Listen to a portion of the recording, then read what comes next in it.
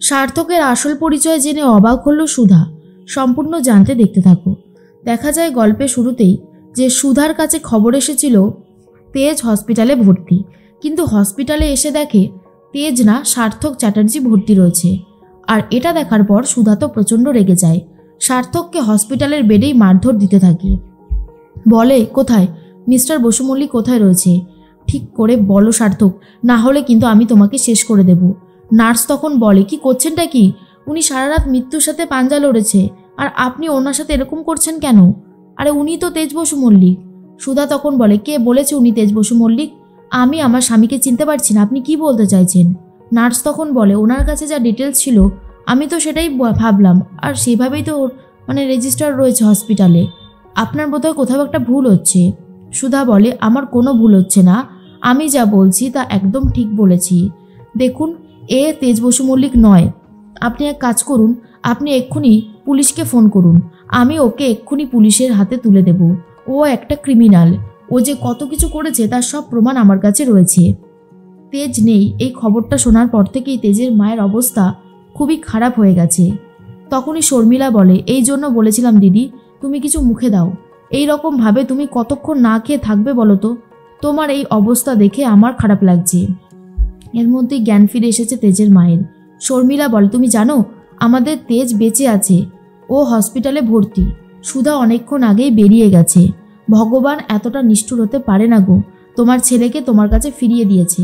এটা শোনার পর তেজের মা তো অনেক খুশি হয়ে যায়।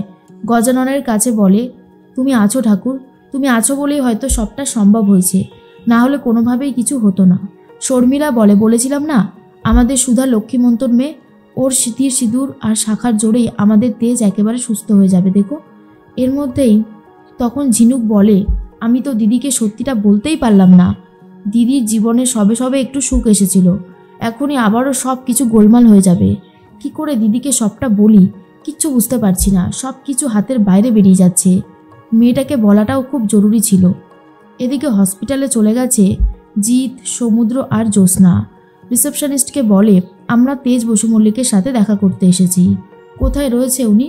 তখনই নার্স বলে, আছে তো, উনি আইসিইউতেই রয়েছে। রিসেপশনিস্ট বলে, ওনার সাথে যেগুলো ছিল এগুলো নিয়ে যান। এরপর ওয়ালেটটা দেখতে থাকে, আর সেখানে দেখে ছোটকার ছবি রয়েছে।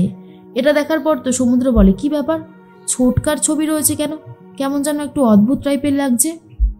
জিৎ বলে, সেটাই তো। আর এটা কে? এটা তো মনে হচ্ছে আমার ছেলে অনিকেত। আর এটা দেখার পরে ছোটকারও খুব ভালো লাগে। জ্যোৎস্নাও পুরো ব্যাপারটা বোঝার চেষ্টা করে। সমুদ্র ভাবে, তাহলে অনিকেত বসু মল্লিক ফিরে এসেছে, কিন্তু এখানে তো দাদাভাই ভর্তি রয়েছে, তেজ বসু মল্লিক। কি হচ্ছে আমি কিছুই বুঝতে পারছি না। এদিকে সুধা তো মারামারি শুরু করে দিয়েছে সার্থকের সাথে। তখনই চলে এসেছে তেজ আর বলে, সুধা। সুধা তখন বলে, মিস্টার বসু মল্লিক, আপনি কোথায় গেছিলেন? আপনাকে ছাড়া আমি একদম অসহায় হয়ে পড়েছিলাম। আপনি ঠিক আছেন তো? তেজ তখন বলে, আমি একদম ঠিক আছি, আমার কোনো ক্ষতি হয়নি, সামান্য একটু মাথায় চোট লেগেছে, সেটা এখন ঠিক আছে। সুধা বলে, এই লোকটা এখানে কি করছে? তেজ বলে, এই লোকটার জন্যই তো আমি বেঁচে ফিরে এসেছি, তাহলে তো কোনোভাবেই বাঁচার চান্স ছিল না। আর যেহেতু আমি ওনার নাম জানি না, তাই আমি ওনাকে এই হসপিটালে ভর্তি করেছি আমার নামেই। তখনই সুধা বলে, কি বলছেন, আমি সত্যি বুঝতে পারছি না। তখনই তেজ বলে, আমি তো গাড়ি চালাচ্ছিলাম, গাড়িটা ব্রেক ফেল ছিল, আর তারপরেই এই লোকটাই আমাকে বলছিল নেমে যেতে। আমি যখন নেমে যাই তখনই আমার গাড়িটা পুরোপুরি নিচে পড়ে যায়, আর তখন উনি আটকে গেছিল। উনি যদি আমাকে ধাক্কা দিয়ে না ফেলতো আমি হয়তো আজকে বেঁচেও থাকতাম না। সুধা তখন বলে, মিস্টার বসু মল্লিক, আপনি কেন বুঝতে পারছেন না? অমলদার ওইভাবে অসুস্থ হয়ে যাওয়া, আপনার নিজে ড্রাইভ করা, এই লোকটার গাড়িতে ওঠা, এটা পুরোটাই একটা প্রি প্ল্যান। আপনি বুঝতে পারছেন না। কিন্তু তেজ বলে, কি হয়েছে বলুন তো সুধা, আপনি তো কখনোই এতটা অবুঝ নন। আপনার কি হয়েছে, আপনি এগুলো কেন বলছেন? এই লোকটার জন্যই তো আমি বেঁচে ফিরে এসেছি, আপনাকে তো বললাম, তারপরেও আপনি এই কথাগুলো বলছেন, আমার তো শুনে সত্যি অদ্ভুত লাগছে। সুধা বলে, যা বলেছি সেটা ভুল বলিনি।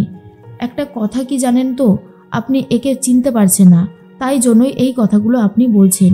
তেজ বলে, আমি চিনতে পারছি না, কে উনি? তখনই জিত এসে বলে, ও আমার ছেলে অনিকেত বসু মল্লিক। এই বলেই নিজের ছেলেকে দেখে জড়িয়ে ধরে ছোটকা। যা দেখার পরে অবাক হয়ে গেছে সুধা, আর বলে, এটা কি হলো, বুঝতে পারলাম না তো। অনিকেত বসু মল্লিক ছোটকার ছেলে? সার্থক তো নিজের নাম ধাম পাসপোর্টে সব কিছু চেঞ্জ করতে পারে। ওর পরিচয় বদলে দেওয়া ওর বা হাতের খেল। ও আবারও এরকম কিছু করেছে, সেটা আমি খুব ভালো মতন বুঝতে পারছি। কিন্তু সার্থককে এবারে আমি আর কোনো ক্ষতি করতে দেব না।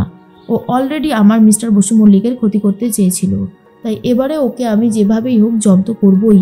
তখনই সুধা বলে, ছোটকা ছোটকা তোমার কোথাও একটা ভুল হচ্ছে, আমার কথাটা শোনো। ছোটকা বলে, আমার কোনো ভুল হচ্ছে না সুধা, এই দেখো আমার ছেলে অনিকেত বসু মল্লিক, ওর ওয়ালেটে আমার ছবি আমি দেখেছি, আর আমার ছেলেই এটা, ওর মুখ পুরো বসানো। ছোটবেলায় অনেক দেখেছিলাম ঠিকই, কিন্তু বড় হয়ে ওকে এরকমই দেখতে হয়েছে। দেখো দেখো ছবির সাথে কত মিল রয়েছে। কিন্তু সুধা বিশ্বাসই করতে পারে না, আর বলে সার্থকের এটা একটা কারসাজি ছাড়া আর কিচ্ছু নয়। ওকে আমি হাড়ে হাড়ে চিনি, ও যে কি করতে পারে আর কি পারে না সেটা আমি জানি। এর মধ্যেই তেজ বলে, কি হয়েছে, আপনি এরকম কেন করছেন? সুধা বলে, এটা অনিকেত বসু মল্লিক নয় মিস্টার বসু মল্লিক, এ এতটাই ক্রিমিনাল যে আপনি ভাবতেও পারছেন না।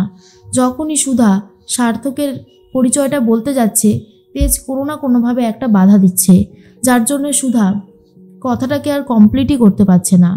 ছোটকা তখন বলে, জানিস তোর জন্য আমি কত দিন ধরে অপেক্ষা করে আছি, কবে তোকে দেখব, কবে তোর কাছে যাব।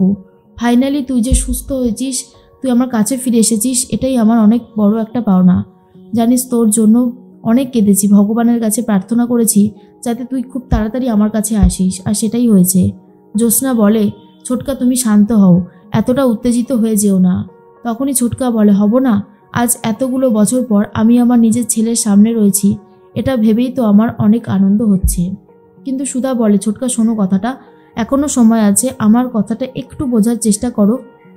কিন্তু কোনোভাবেই বুঝতে চায় না, আর বলে, না না সুধা, আমি তোমায় বলছি শোনো, তোমার কোথাও একটা ভুল হচ্ছে। সুধা কাউকে বলে বোঝাতেই পারছে না, এটা সার্থক চ্যাটার্জি।